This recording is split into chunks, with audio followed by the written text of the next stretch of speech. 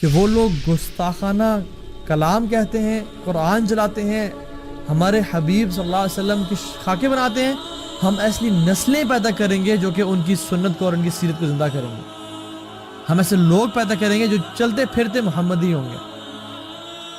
ہم ایسی قوم بنیں گے جن کو دیکھ کے لوگ کہیں کہ یہ امت محمد لگتی ہے صلی اللہ علیہ وسلم. ہم آج کے بعد جھوٹ نہیں بولیں گے، ہم آج کے بعد آنکھوں سے بدکاری نہیں کریں گے، ہم آج کے بعد زبان سے برا بول نہیں بولیں گے.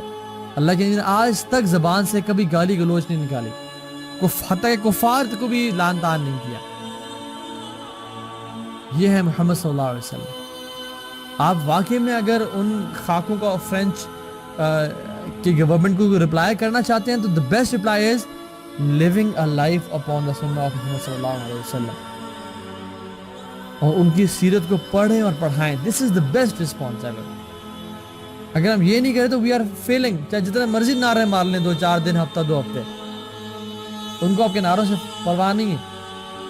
وہ ڈرتے ہیں کہ ایسی قوم پیدا ہو اور ایسے لوگ پیدا ہوں جو کہ محمد صلی اللہ علیہ وسلم کی سیرت کو اپنائیں اور ان کی سنت کو اپنائیں اور ان کے لائف سٹائل کو لے کے چلیں.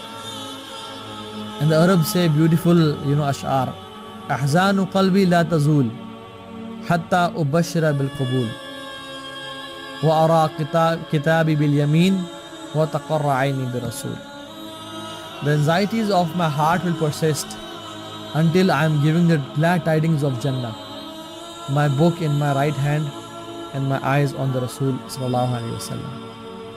May Allah subhanahu wa ta'ala allow us to do actions which will make us closer to Muhammad sallallahu alayhi wa sallam on the day of judgment.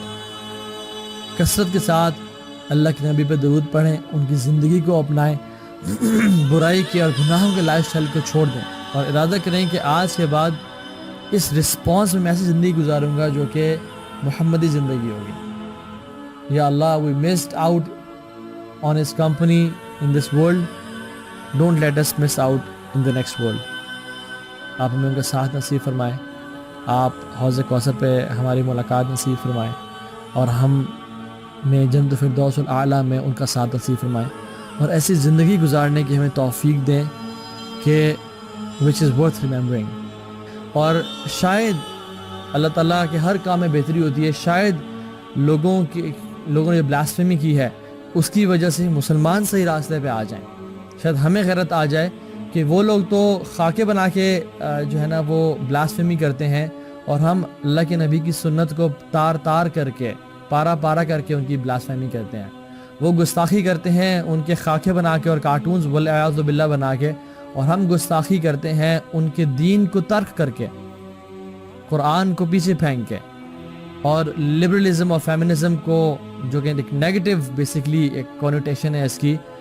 There are some parts of it جس سے میں agree کرتا ہوں، لیکن there are most parts of it جس میں میں agri نہیں کرتا، اور وہ اسلام ایگری نہیں کرتا. میری اوپینین کیا دلیل رکھتی ہے؟ اسلام ایگری نہیں کرتا.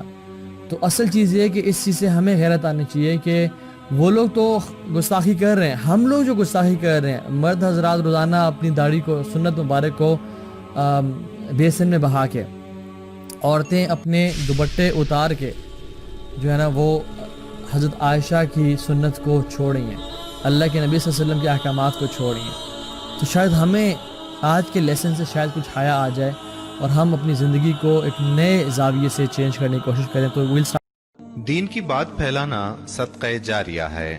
ثواب کی نیت سے ویڈیو کو شیئر ضرور کیجیے. جزاک اللہ.